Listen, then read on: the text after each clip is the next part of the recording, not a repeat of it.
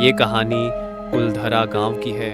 कहते हैं कुलधरा वह गांव है जिसे उसके अपने लोग ही एक रात में छोड़कर चले गए थे। जाते जाते उन्होंने श्राप दिया था, इस मिट्टी पर अब कोई बस नहीं सकेगा। मैंने पहले कभी श्रापों पर यकीन नहीं किया था, जब तक कि मैंने उस रात कुलधरा में कदम नहीं रखा। मेरे उस गांव में कदम रखते ही मुझे एहसास हुआ कि कोई मेरे पीछे चल रहा है। मैंने पीछे मुड़कर देखा तो वहां कोई नहीं था।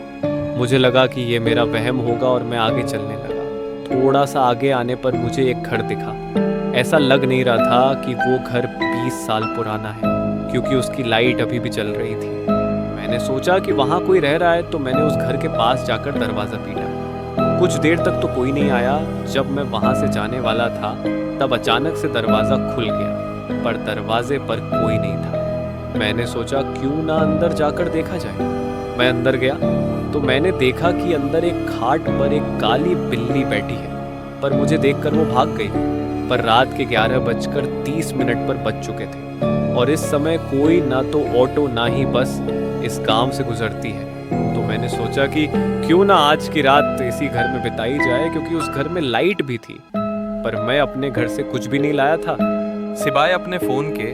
तो मैंने उसी घर में सोने के लिए सामान ढूंढा।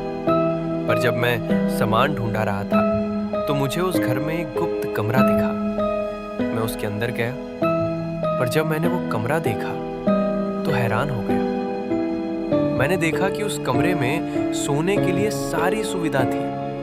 तो मैंने भगवान का शुक्रिया अदा किया और जाकर सो गया। और जब मैं सुबह उठा तो मुझे बाहर से किसी के चिल्लाने की आवाज आई। मैं भागकर बाहर गया और देखा कि घर के बाहर एक लड़की घायल जमीन पर पड़ी है। मैं उसके पास गया और कहा कि तुमको किसने मारा है? पर वो लड़की कुछ कहने के हालत में नहीं थी। तो मैं उसको घर में ले गया और खाट पर लिटा दिया और कपड़ा ढूंढकर उसके घाव वाली जगह पर बांध दिया। पर वो लड़की बेहोश हो गई थी। जब वो उठी तो मैंने उससे पूछा कि तुम कौन हो और तुम्हें किसने मारा? तो वो लड़की कहती है कि मैं इस गांव को एक्सप्लोर करने के लिए आई थी और मैं सोने के लिए घर ढूंढ रही थी। अच्छा घर ना मिलने मैं एक टूटे हुए घर में ही सो गई। तब मुझे पता चला कि जब मैं इस गांव में आया था और जो मुझे अपने पीछे किसी के चलने का एहसास हुआ था, वो और कोई नहीं, ये लड़की ही थी। तो मैंने उसे पानी दिया जो मैं उसी रात कुएं से भरकर लाया था। पानी देने के बाद मैंने उससे पूछा कि तुम पर किसने हमला किया था? तो वो लड़की बोली कि जब मैं उस घर में सो रही थी तब मुझे रात में घर के बाहर के किसी के चलने की आवाज आ रही थी। तब मैंने उस बात पर ज्यादा गौर नहीं किया और जब मैं सुबह उठी तो मैं तुम्हारे घर के सामने थी। मैं हैरान थी कि मैं यहाँ कैसे आई। तभी मेरे सामने एक आदमी चाकू लेकर आया और उसने मुझ पर वार कर दिया और वो वहां से भाग गया। और जब मेरी आंखें खुली तो तुम मेरे सामने थे। तब मुझे समझ में आया इस गांव की बातें झूठी नहीं, सच्ची है। तो उसी रात मैं उस आदमी को ढूंढने के लिए निकलने ही वाला था। तभी वो लड़की बोली कि मैं भी तुम्हारे साथ चलती हूँ। तो मैं बोला कि तुम्हें चोट लगी है, तुम यहीं रहो। तो वो लड़की बोली मुझे भी इस गांव का सच जानना है। उस लड़की के इतनी जिद करने के बाद उसको चलने के लिए हाँ कह दिया और वो दोनों रात को सुनसान गांव में निकल पड़े। चलते चलते वो एक मंदिर के पास पहुंचे। वो मंदिर बड़ा ही अजीब दिख रहा था, क्योंकि उसके अंदर कोई भी मूर्ति नहीं थी। जब वो उसके अंदर गए, अचानक बाहर से किसी के चिल्लाने की आवाज आने लगी। मैं और वो लड़की जल्दी से बाहर भागे और देखा कि एक साधु मंदिर के बाहर खड़े होकर जोर जोर से चिल्लाकर कह रहा है कि यहां से चले जाओ।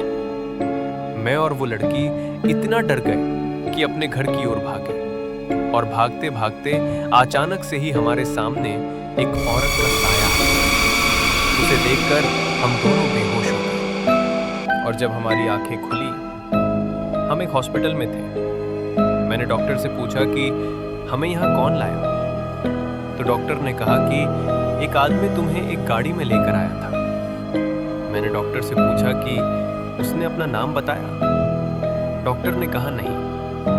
तो जब मैं उस लड़की को देखने के लिए गया तो मैंने जो देखा उसे देखकर मेरी रूह कांप गई। वो लड़की बड़े ही अजीब तरीके से दीवार पर लटकी हुई थी।